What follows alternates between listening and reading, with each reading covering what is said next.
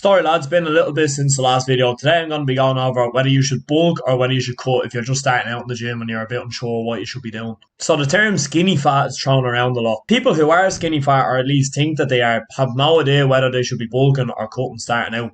Now everybody thinks they're skinny fat these days, so let's go over what skinny fat actually is. So fat being in the name, I guess, would imply that you'd have a lot of fat. But skinny fat for me, the meaning is a little bit different. I think a skinny fat is someone who actually has low body fat, but they also have little to no muscle mass. The thing is, when you have little muscle mass, even if you don't have a lot of fat at the same time, it's not going to take a lot of fat to conceal that muscle definition that you have. And I was in this position before. I was always skin and bones, but I had no muscle definition at the same time just because I had no muscle. Now, having been in this position before, I know what it feels like. It felt like purgatory at the time. You don't know if you should be trying to cut even more body fat so you can start to see your abs, or if you should just stop worrying so much about muscle definition, bulk up and actually build a bit of muscle. If this is your current situation and you're feeling a little bit lost, I'm going to help fix it for you. Your first step, if you're skinny fat, you need to build muscle. The three main ingredients of muscle growth for me is progressing in the gym, keeping your protein intake quite high, and getting good recovery, aka sleep. You have to realise that you can maintain the same level of fat and maybe even gain a little bit of fat while you're bulking, but your body composition can still improve, and that's all dependent on how much muscle that you manage to grow while you are bulking. So let's imagine this just as a very simple example.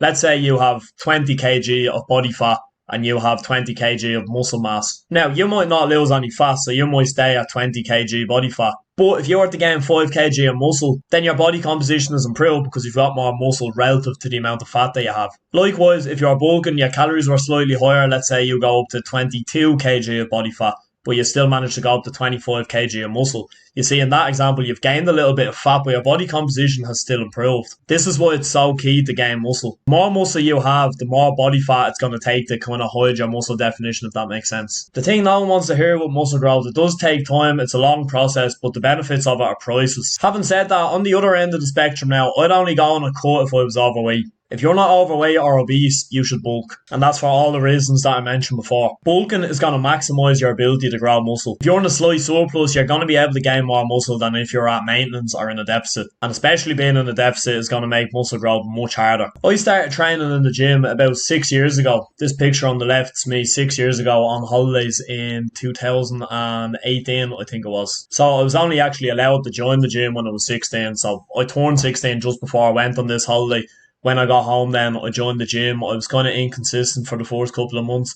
But then after Christmas and New Year of that year, so when we came into 2019, then I got really consistent. That's when I started training properly. I actually only got a memory there on Snapchat the other day, 6 years ago, 2018. I was standing on the scales and it was like a bathroom scales. It was about 61, 62 kg.